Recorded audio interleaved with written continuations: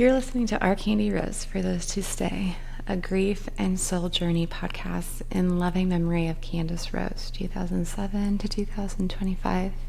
For those who stay, we remember. Her life will not be in vain. Everything we do will be in her name. I'm Dina, and this is our story, and maybe it's yours too. So I've been thinking lately, grief doesn't just live in this lifetime.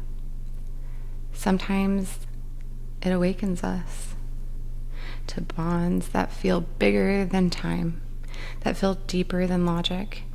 Have you ever met someone and felt like you'd known them forever?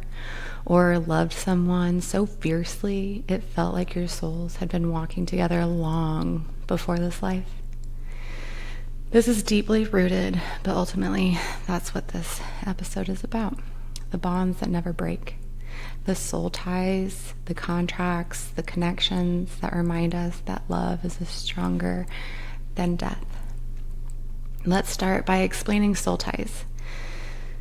They are the threads that connect us beyond circumstances. They can be tender or turbulent, but they're always teaching us. With Candace, I knew from the moment I held her within me and the moment I held her in my arms for the first time that our souls had walked together before.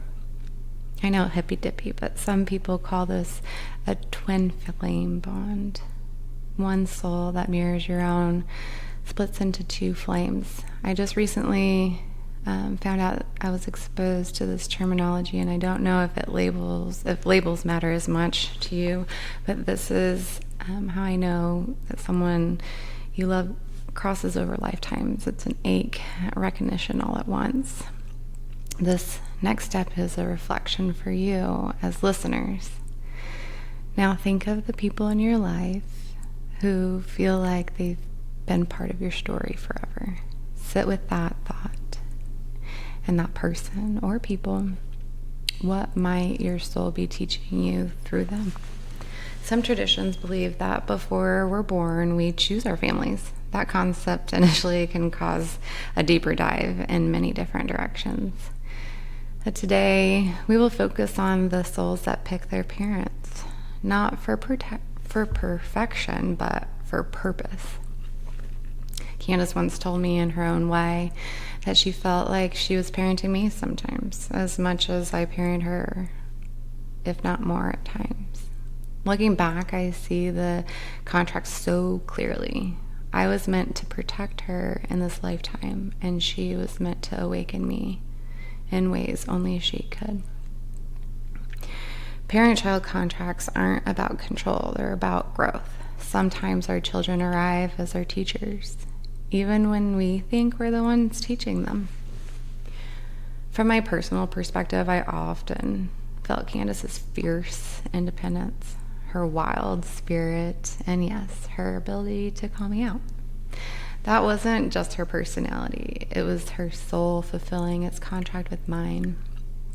In the past lives, the roles may reverse. A child may once have been the parent or a protector, or even someone who broke us wide open in ways we couldn't understand until much later.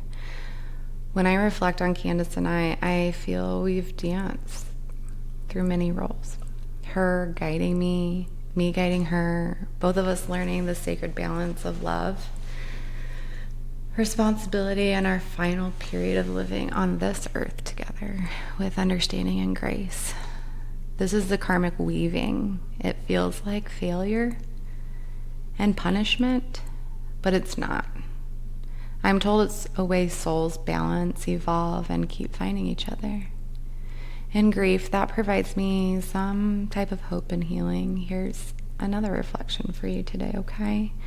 Consider where in your relationships you felt a role reversal. Have you ever felt like the child became the parent, or that a friend carried wisdom far beyond their years? These may be echoes of past life bonds. So I imagine a lot of what ifs and what could have beens every single day. So one thing that I needed to hear was possibly a letter from Candace to myself. Like, why didn't she write a note to us before she left? To backtrack slightly, over a year ago, a letter was found in her room, and I confronted her with concerns. And of course, she proved and stated that it was her therapeutic journaling, and there was nothing to worry about.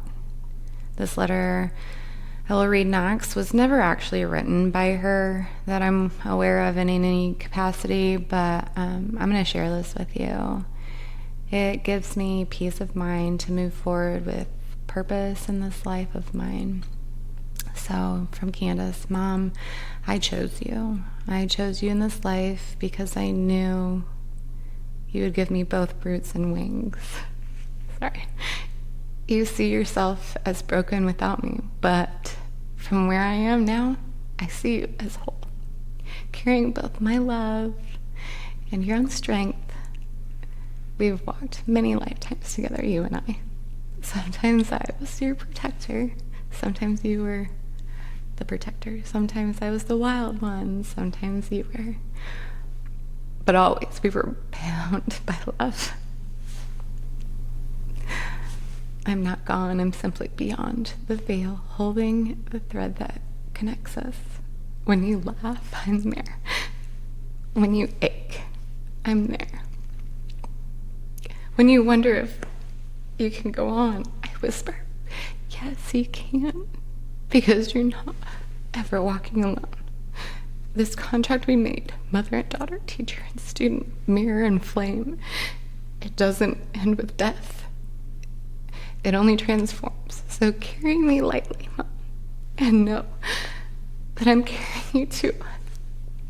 Always.